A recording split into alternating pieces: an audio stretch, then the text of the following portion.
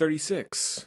Let's get to the 2024 Academy Award for Best Live Action Short Film, which is Roald Dahl's The Wonderful Story of Henry Sugar, which is now on Netflix. It's directed by Wes Anderson, stars Ray Fiennes, Benedict Cumberbatch, Dev Patel, Ben Kingsley, Richard Ayoade, Jarvis Cocker, not many others. And the synopsis is chronicles a variety of stories, but the main one follows Henry Sugar, who is able to see through objects and predict the future with the help of a book he stole. So, as I said, this one did win the Oscar for Best Live Action Short Film, and it was Wes Anderson's first Oscar ever. Long overdue.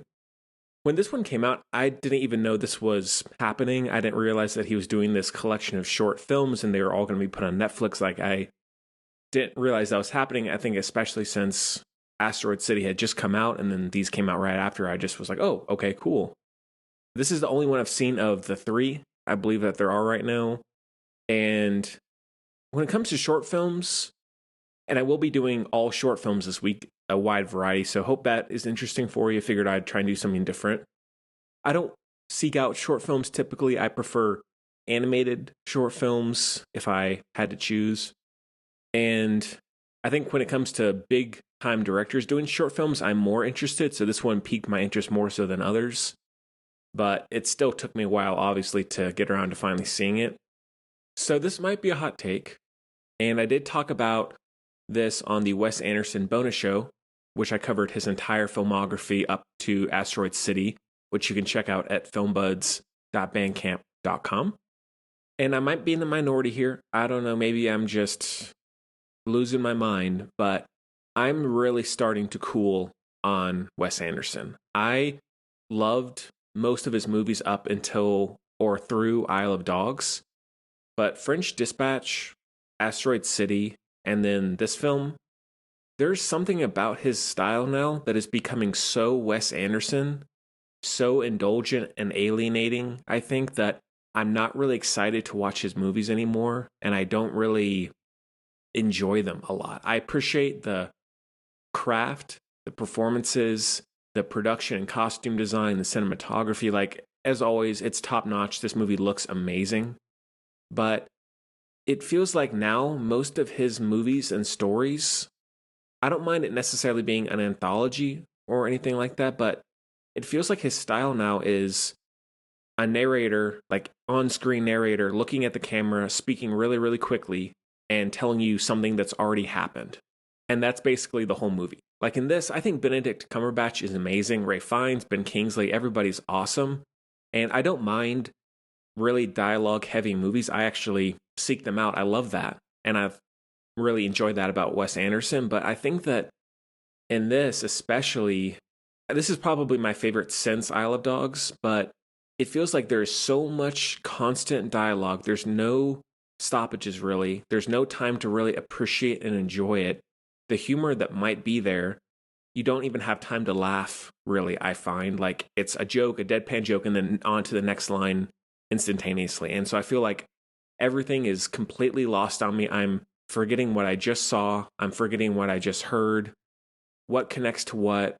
Why we should be caring about this or that. Like, I just feel like this is becoming sort of a slog in some ways. Like, I always will love the visual part of his movies, but I think that there's something Isle of Dogs and prior where there was more space in his movies to really enjoy what he was showing you. Like, everything from the visuals to the writing to the substance. Like, I feel like the substance is lacking in all these movies recently as well. I feel like it really has become like, I don't know if a parody of himself is the right way to put it, because there's still a lot of great stuff there, but it feels like he's becoming too much in his own world, too confident in what he is able to do, and he's forgetting, maybe I'm in the minority, he's forgetting why people like his movies in some ways. Like, the biggest thing, and I talked about it on the bonus show, is humor.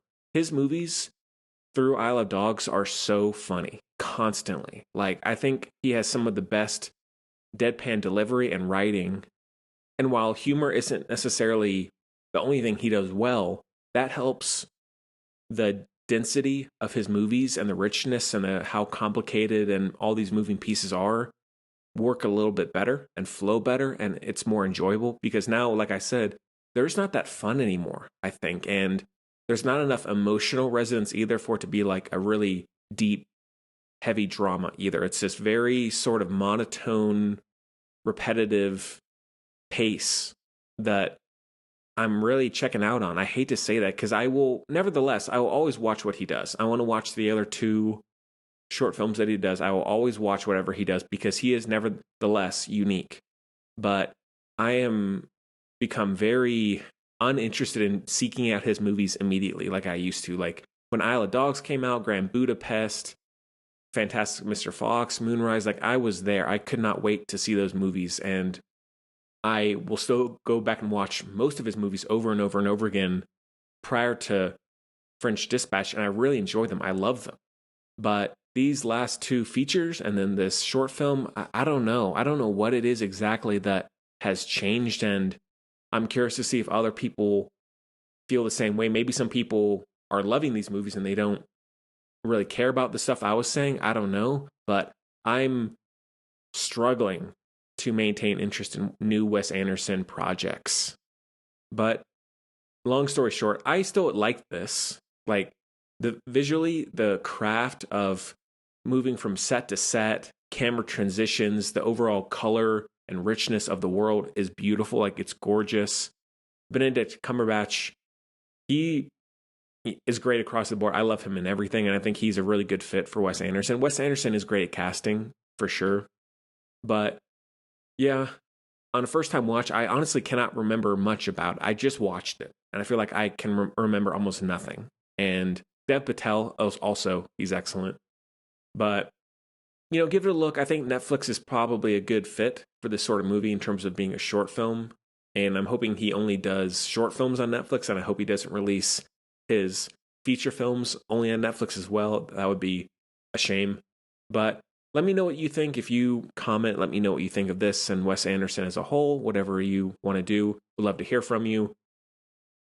And yeah, so that one is a 3.5 out of 5.